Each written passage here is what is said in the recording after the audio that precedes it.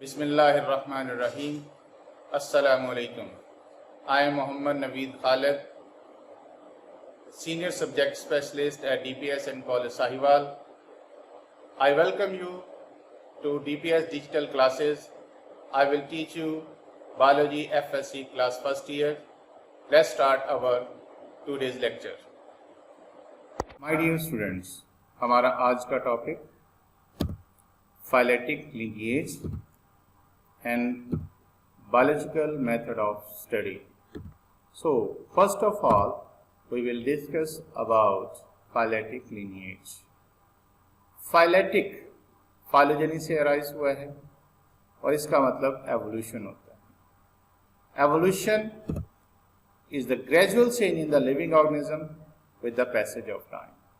और lineage arrangement है living organism की on the basis of their evolutionary history. Evolution एक ऐसा प्रोसेस है कि जब से लाइफ इस प्लैनेट पे अराइज हुई है, ओरिजिनेट हुई है, उस वक्त से ये जारी है और इसी एवोल्यूशन के नतीजे में vast variety of living organism वो इस वक्त मौजूद है इस दुनिया में. इस वास्ट वैरायटी को हम नाम देते हैं biodiversity. Biodiversity is the number and variety of species in a place. इसको कहते हैं कि एक जगह पे जितनी तादाद है और जितनी वैरायटी है स्पीशीज की ओवरऑल हम उसको एक टर्म में याद करते हैं, वो है बायोडाइवर्सिटी. इस प्लैनेट पे जितने भी लिविंग ऑर्गेनिज्म हैं अभी हम वो तमाम के तमाम आइडेंटिफाई नहीं कर सके. साइंटिस्ट के मुताबिक एक केयरफुल एस्टिमेट है कि यहाँ पे इस दुनिया में इस प्लैनेट पे around about 5 to 30 million species मौजूद हैं और out of these 2.5 million species have been identified so far.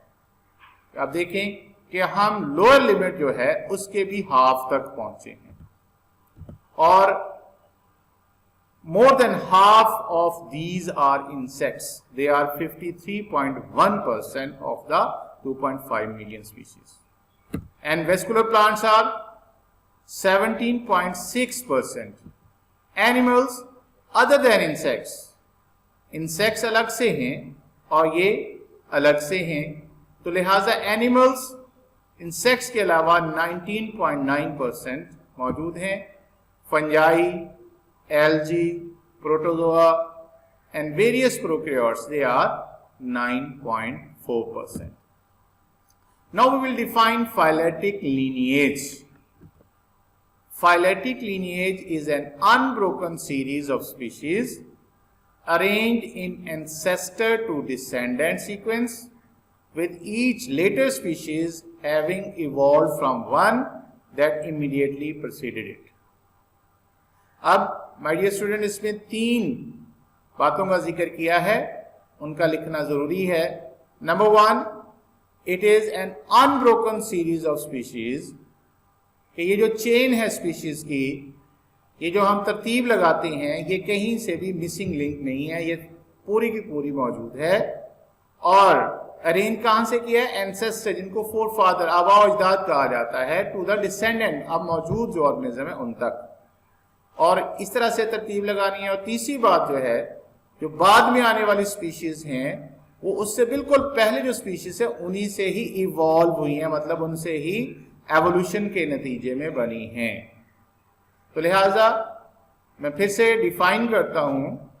A phyletic lineage is an unbroken series of species arranged in ancestor to descendant sequence with each later species having evolved from one that immediately preceded it. The life today has come into existence through phyletic lineage. अब ये बात कही गई है कि जितनी भी life, चाहे वो प्लांट्स की फॉर्म में है, एनिमल्स की फॉर्म में है, एल्गी, फंजाई, प्रोटोजोआ की फॉर्म में है, प्रोकैरियोट्स की फॉर्म में है, माइक्रोस्कोपिक है, मैक्रोस्कोपिक है, किसी भी तरह की लाइफ जो है वो phyletic lineage के तरीके से ही एग्जिस्ट कर रही है. और मतलब क्या है, वो इवॉल्व हुई, अपने पहले से मौजूद ऑर्गेनिज्म से ही बनी है. Evolving population of organism living in the remote past, मतलब जो उनके फोर फादर थे उनमें चेंजेस आए, नेक्स्ट बन गया, उनमें चेंजेस आए, नेक्स्ट बन गया, और इस तरह से चेंजेस आते आते ये लाइफ जो है, ये डिफरेंट किस्म के ऑर्गेनिज्म जो हैं ये इस वक्त दुनिया में मौजूद हैं।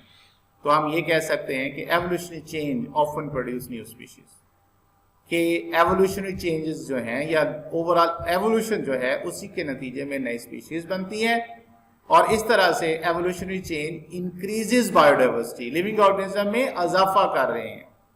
तो लिहाजा एवोल्यूशन जो है बहुत अहम है। If we had a record, complete record of history of life on this planet, every lineage would extend back into time, in time to the common origin of all early life.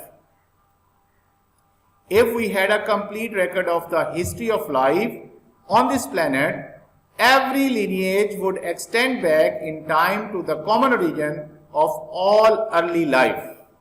इसका मतलब ये है कि जितनी भी इस वक्त मौजूद लाइफ है, जितनी भी स्पीशीज हैं, अगर हम उनको बैक ट्रेस करते जाएं तो वो जाके एक कॉमन ओरिजिन पे इकट्ठी हो जाएंगी। मतलब उनके आबाओ-अजदाद एक ही हैं। ये एवोल्यूशन का नतीजा है कि वो डिफरेंट डिफरेंट हो गए, अदरवाइज जो है इनके आबाओ-अजदाद एक ही हैं, इनका नुक्ता आगाज एक ही है। लेकिन हमारे पास ये चेन की तमाम कड़ियां मौजूद नहीं हैं, तमाम रिकॉर्ड नहीं है। पहले जो ऑर्गेनिजम्स थे उनके फॉसिल्स हमारे पास नहीं हैं। इसकी वजह कुछ में से काफ़ी सारे ऐसे ऑर्गेनिज्म थे जिनकी बॉडी सॉफ्ट थी, उनमें कोई हार्ड पार्ट नहीं था, वो प्रिजर्व नहीं हो सके, और इस तरह से हम उनके फॉसिल इकट्ठे नहीं कर सके। इसलिए ये जो चेन है, ये जो सीरीज है, ये इनकम्प्लीट है। इसमें पहले ऑर्गेनिज्म जो हैं वो मिसिंग है। This is all about the phyletic lineage. Now we start next part of this lecture, that is the biological method. Science is a systemized knowledge. Science, जब हम साइंटिफिकली किसी चीज को स्टडी करते हैं तो इसका मतलब ये हम उस चीज को स्टेप बाय स्टेप स्टडी करेंगे, हम उसको बेस से टॉप तक स्टडी करेंगे, हम सिंपल से कम्प्लेक्स की तरफ जाएंगे। Like other sciences, biological sciences also have a set methodology which consists of the following steps. मतलब जिस तरह दूसरी साइंसेज में स्टडी करने के मुख्तलिफ मेथड्स हैं, बायोलॉजिकल साइंसेज के अंदर भी एक मेथोडोलॉजी है जिसके वेरियस स्टेप्स हैं जिनके थ्रू हमने स्टडी करना होता है। उनकी तरतीब कुछ यूँ है। सबसे पहले हमने एक ऑर्गेनिज्म को, एक प्रॉब्लम को आइडेंटिफाई करना होता है, उसको चुनना होता है, और उसके बाद उसके बारे में इंफॉर्मेशन इकट्ठी करनी होती हैं। इंफॉर्मेशन के बाद हमने एक स्टेटमेंट बनानी होती है जिसको हाइपोथेसिस कहते हैं। फिर उससे एक लॉजिकल कंक्लूजन, डिडक्शन निकालना होता है। देन उस पर सही या गलत होने के लिए एक्सपेरिमेंटेशन की जाती है। अगर वो प्रूफ रहे, हर तरह से प्रूफ हो, तो फिर वो थ्योरी बन जाती है, और देन थ्योरी फिर लॉ में कन्वर्ट हो जाता है। सबसे पहले हम ऑब्जर्वेशन देखते हैं कि ये क्या चीज़ है। Information collected about a problem or an organism by using our 5 senses, मतलब sense of hearing, sense of touch, sense of smell, sense of vision, इन तमाम को हम इस्तेमाल करते हैं इंफॉर्मेशन इकट्ठी करने के लिए। और इसके अलावा मैन मेड इक्विपमेंट जैसे माइक्रोस्कोप है, जैसे थर्मामीटर है, उनको भी यूटिलाइज, इस तरह के इक्विपमेंट भी यूज़ करते हैं। और अगर इस पे किसी ने पहले काम किया हो उसके नॉलेज को भी एज एन इंफॉर्मेशन लेते हैं। और ये तमाम की तमाम जो हैं ऑब्जर्वेशंस की हेडिंग में आती हैं। अब ऑब्जर्वेशन आमतौर पर दो तरह की होती हैं, एक क्वालिटेटिव और दूसरी क्वांटिटेटिव। क्वालिटेटिव ऑब्जर्वेशंस जो हैं ये लेस एक्यूरेट होती हैं क्योंकि ये हम इसको नंबर्स में मेजर नहीं कर सकते। क्वांटिटेटिव मोर एक्यूरेट होती हैं क्योंकि इनको हम नंबर्स में मेजर कर सकते हैं। और इसी बेस पे हम ये कहते हैं कि quantitative observations have accuracy over qualitative, as in quantitative observations variables are measurable and are recorded in terms of numbers, कि इनको हम आसानी से कैलकुलेट कर सकते हैं, आसानी से मेजर कर सकते हैं। इसलिए क्वांटिटेटिव ऑब्जर्वेशन जो है वो ज़्यादा सूटेबल होती हैं वो ज़्यादा एक्यूरेट होती हैं ओवर क्वालिटेटिव ऑब्जर्वेशंस पे। अब ये जब ऑब्जर्वेशंस हम इकट्ठी करते हैं, ये इंफॉर्मेशन हम इकट्ठी करते हैं, ये रैंडमली इकट्ठी की जाती हैं, फिर उनको अरेंज किया जाता है, उनकी कड़ी से कड़ी मिलाई जाती है, जहाँ पे जो ऑब्जर्वेशन फिट आती है उनकी तरतीब दी जाती है। उनको इस अरेंज ऑब्जर्वेशंस को हम कहते हैं कि ये डाटा फॉर्म है। जब डाटा फॉर्म में ऑब्जर्वेशंस आ जाती हैं, देन हम एक स्टेटमेंट बनाते हैं as per experience and background knowledge of the event, और वो जो स्टेटमेंट होती है वो हाइपोथेसिस कहलाती है। This statement is the hypothesis which is tentative explanation of observations, जो कि उसका वक्ती हल है। अब ये जो स्टेटमेंट है ये सही भी हो सकती है और गलत भी हो सकती है। ये एक्सपेरिमेंटेशन से पता चलता है। अगर सही है उसकी फर्दर टेस्टिंग की जाती है, अगर गलत है फिर और तरीके से हाइपोथेसिस बनाया जाता है। हाइपोथेसिस बनाने के दो मेन तरीके हैं। एक को हम नाम देते हैं कि वो इंडक्टिव रीजनिंग है, hypothesis can be result of deductive reasoning. Second one है it can be consequence of inductive reasoning. अब डिडक्टिव रीजनिंग क्या है? It moves from general to specific. It involves drawing specific conclusion from some general principle or assumptions. इसमें हम जो general observations होती हैं वो किसी एक मखसूस ऑर्गेनिज्म पे या मखसूस चीज़ पे जो है उसको ले आते हैं, उसको सम अप करते हैं, और इसके अंदर हम लॉजिक इफ और देन का इस्तेमाल करते हैं mainly to frame testable hypothesis. इसकी समझ एग्जाम्पल से आएगी आपको ज्यादा। एग्जाम्पल में हम कहते हैं if all birds have wings. अब यहां लफ्ज ऑल आया है तो इसलिए जनरल टर्म हो गई है। And the sparrows are birds, हम कहते हैं स्पैरोज भी बर्ड्स हैं। तो फिर कंक्लूड क्या करते हैं हम, इसको सम अप कैसे करते हैं कि then we conclude that sparrows have wings. मतलब हमने ऑल पे जो अप्लाई किया था ऑल बर्ड्स पे, अब वो स्पैरोज पे आ गया, हमने जनरल को स्पेसिफिक कर दिया है। तो इस तरह से जो जनरल से स्पेसिफिक की तरफ जाए उस स्टेटमेंट को हम डिडक्टिव रीजनिंग कहते हैं। और दूसरी जो स्टेटमेंट है, दूसरी जो रीजनिंग है वो इंडक्टिव रीजनिंग है, जो डिडक्टिव रीजनिंग के बिल्कुल उलट है। Inductive reasoning moves from the specific to the general. It begins with specific observations and leads to the formation of general principle. मतलब वहां पे डिडक्टिव में हम जनरल से स्पेसिफिक की तरफ गए हैं, इंडक्टिव में हम स्पेसिफिक से जनरल की तरफ जा रहे हैं। और इसमें हमने स्पेसिफिक ऑब्जर्वेशन से जनरल प्रिंसिपल बनाना है। अब उसी एग्जाम्पल को लेते हैं, यहां पे हम उसकी स्टेटमेंट कुछ इस तरह से देंगे कि sparrows have wings and are birds. अब यहां पे स्पैरो स्पेसिफिक हो गया, eagle, parrot, hawk, crow are also birds, तो और भी बर्ड्स हैं। तो लिहाजा हम कहते हैं कि then all birds have wings. अब यहां स्पैरो से ऑल की तरफ गए, मतलब डिडक्टिव का बिल्कुल उलट है, यहां पे हम स्पेसिफिक से जनरल की तरफ गए हैं। तो इस तरह से ये दो वेज हैं जिससे आमतौर पर हम हाइपोथेसिस डिवाइस करते हैं, हाइपोथेसिस फॉर्मुलेट करते हैं, और ये दोनों एक दूसरे के उलट हैं। और science uses inductive method to generalize form of specific events, कि जब स्पेसिफिक इवेंट्स को जनरलाइज करना होता है तो साइंस इंडक्टिव मेथड इस्तेमाल करती है।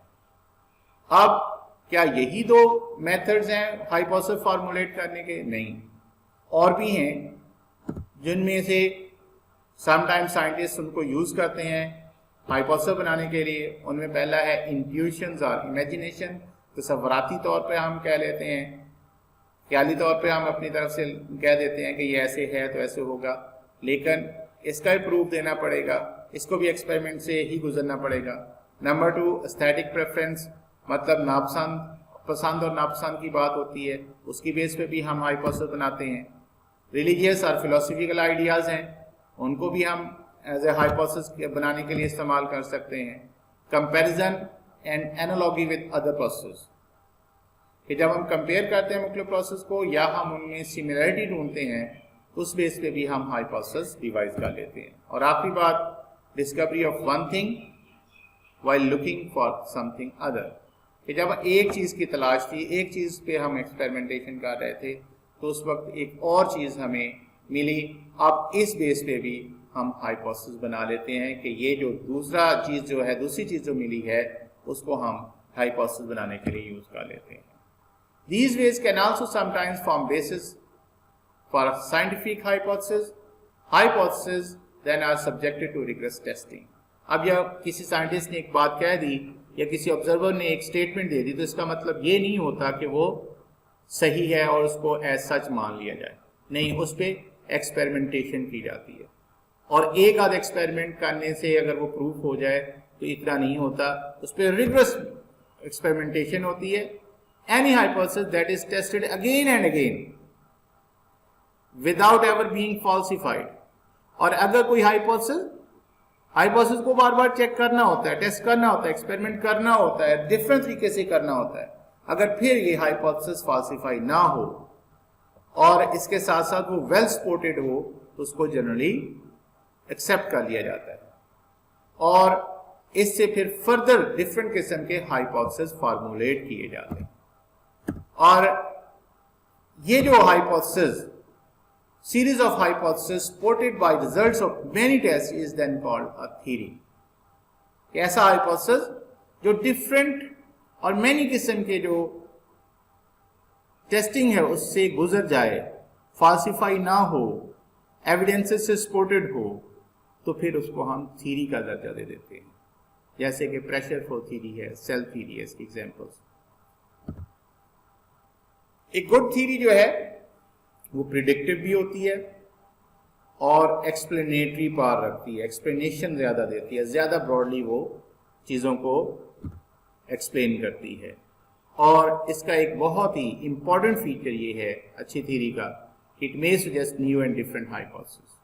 हमें और राहें मिल जाती हैं उसको चेक करने के लिए, और रास्ते मिल जाते हैं नए हाइपोथेसिस फार्मूलेट करने के। ऐसी थ्योरी जिससे हम सुजेस्ट कर सके न्यू और डिफरेंट हाइपोथेसिस, ऐसी थ्योरी को हम प्रोडक्टिव थ्योरी का नाम देते हैं। और इवन के प्रोडक्टिव थ्योरी, वहां पे एक्सपेरिमेंटेशन रुकती नहीं है, फिर भी उस पर टेस्ट जारी रहते हैं, और बहुत सारे साइंटिस्ट इसको एज ए चैलेंज लेते हैं और उस पर ज्यादा फोर्स, ज्यादा एफर्ट लगाते हैं उसको डिसप्रूव करने की बजाय इसके उसको प्रूव करें। और अगर वो थ्योरी सरवाइव कर जाए इस स्केप्टिकल अप्रोच को और वो एक्सपेरिमेंटल एविडेंसेस से सपोर्टेड हो, तो फिर ये थ्योरी नहीं बल्कि इसका स्टेटस चेंज हो जाता है। अब इसको हम साइंटिफिक लॉ का नाम दे देते हैं। आपको पता है कि इंसान ज्यादा कोशिश ये करता है कि अपना नाम आए, उसके लिए उसको डिसप्रूव करना जरूरी होता है, और इसलिए वो उतनी कोशिश उसको प्रूव करने में नहीं लगाएगा जितनी कोशिश वो उसको डिसप्रूव करने में लगाएगा। तो लिहाजा अगर वो इन हालात में कोई थ्योरी सर्वाइव कर जाती है, वो गलत नहीं होती, वो एविडेंसेस, एक्सपेरिमेंटल एविडेंसेस सपोर्टेड होती है, तो फिर उसको नेक्स्ट जो स्टेटस है, जिसको साइंटिफिक लॉ या प्रिंसिपल कहते हैं, उसका दर्जा दे दिया जाता है। और साइंटिफिक लॉ के बारे में ये खास बात लिखनी है कि इट इज अ यूनिफॉर्म और कांस्टेंट फैक्ट ऑफ नेचर। ये मुस्तकिल नेचर के अंदर एक ही, जब कभी भी आप उसको स्टडी करेंगे, जब कभी भी आप उसको एक्सपेरिमेंटली चेक करेंगे, तो वो वही रिजल्ट देगा जो बहुत पहले जब ये लॉ बना था उस वक्त उसने दिया था। या दूसरे लफ्जों में ये कहा जा सकता है कि it is virtually an irrefutable theory. उसके बाद लॉज की एग्जांपल्स हैं। एग्जाम्पल्स में हार्डी-वेनबर्ग लॉ है, और बहुत ही मशहूर व मारूफ मेंडल्स के लॉज हैं जेनेटिक्स के हवाले से, मेंडल्स लॉ ऑफ इनहेरिटेंस। और एक बात आपने नोट की होगी कि जिस तरह बाकी साइंसेस में बहुत ज़्यादा लॉज हैं, बायो के अंदर इतने लॉज नहीं होते। इसकी मेन वजह क्या है? इसकी मेन वजह elusive nature of life, elusive nature of biology, कि इसके अंदर एवोल्यूशन होती रहती है, इसमें चेंज आती रहती है। जब चेंज आती रहेगी तो नेक्स्ट टाइम जो है वो वही रिजल्ट नहीं देगा। तो इस हवाले से बायोलॉजी के अंदर लॉज जो हैं वो बहुत कम हैं और उसकी एक ही वजह है elusive nature of biology. This is all about of today's lecture. Now write down the home assignment. Here you will give the short answer of the some questions. Number 1, define phyletic lineage. Number 2, why we have not a complete record of species from their origin. Number 3, differentiate between deductive and inductive reasoning. Number 4, differentiate between theory and law. Number 5, write various methods to formulate the hypothesis. Thank you very much.